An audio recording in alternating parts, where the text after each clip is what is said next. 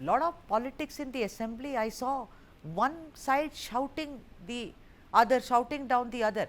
But on the ground, look at what has happened in Andhra. Vivek, there are now retirement benefits. The retirement age has been increased to 62. The money has been increased. Same with Karnataka. Why not in Kerala? A state which is purely talks, till it goes blue in the face about the rights of the workers of the world unite and all that. But what is happening there is anything but that.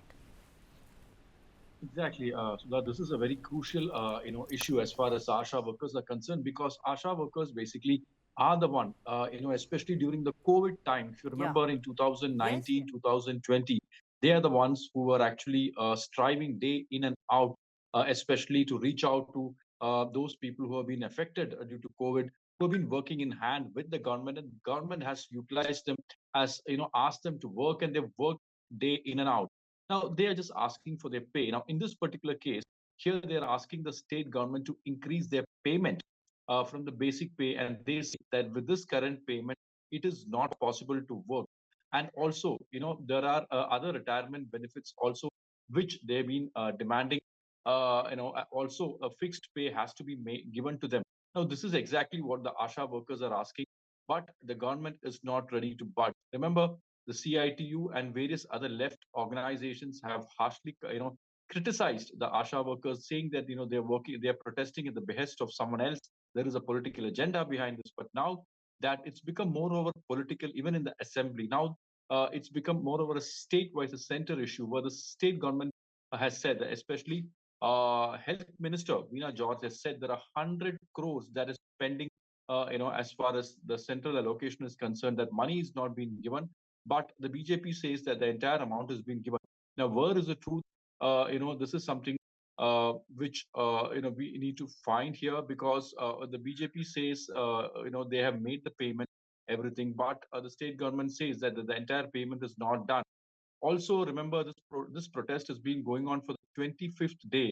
Every organizations, every political party has, vowed support to this particular protest. Now, when we speak at this point of time, the CPM state conference is happening in Kollam, and this is the party's conference.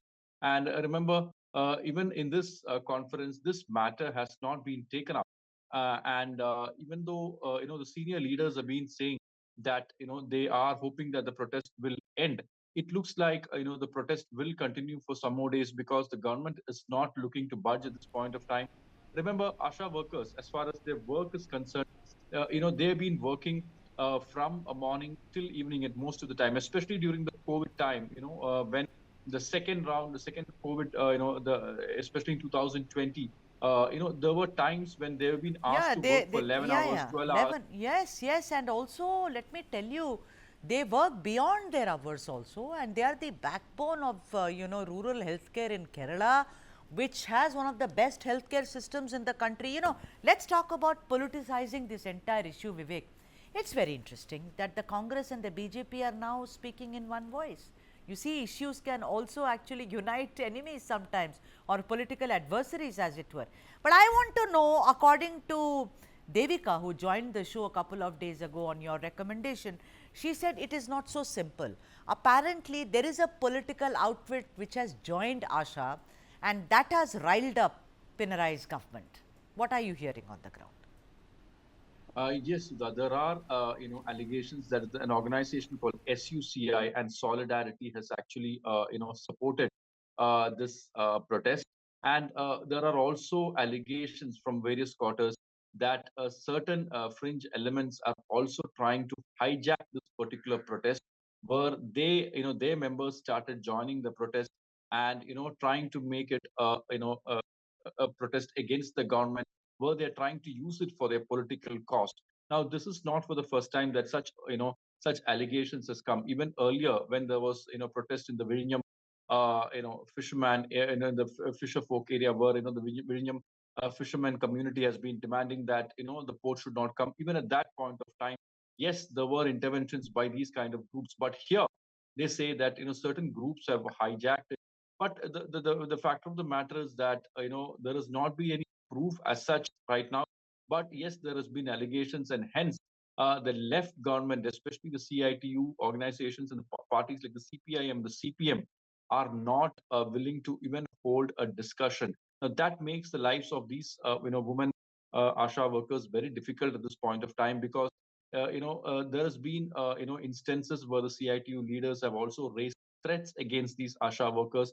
They have been receiving calls, phone calls to their houses, saying that they should stop this protest. So it has come to that stage where it has become more of a confrontation between these ASHA workers and the certain members of the ruling dispensation. So that is the biggest issue right now. Now these ASHA workers, have no other option but to keep on protesting, and we need to see whether this allocation of funds will be made and ensure that the payment is being Yeah, Vivek, done. this whole, the whole, center state problem, and let me tell you, ladies and gentlemen, this is one of the biggest stories which is coming from the South. And perhaps gets buried under all the political kind of stories that one follows, but at News9, we see to it that this is a people story and this needs to be followed.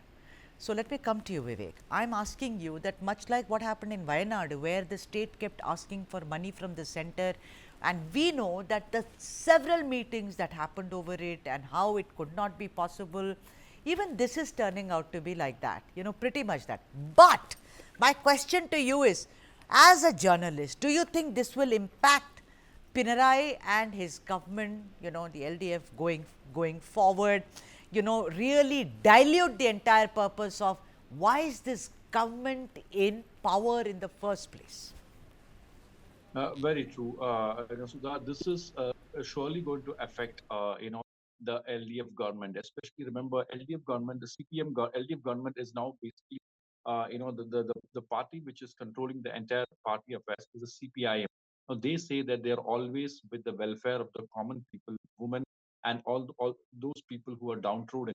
Now, if you look at those people protesting, in Thiruvananthapuram outside the secretariat, these are people basically, who are finding difficult to meet both ends of their lives. These are all very common citizens, people who have been striving to earn a livelihood, and hence, rejecting them and trying to sideline them is surely going to affect the ruling dispensation for sure. All right. And that is the reason why the CPM and the chief minister is treading this issue very, very cautiously.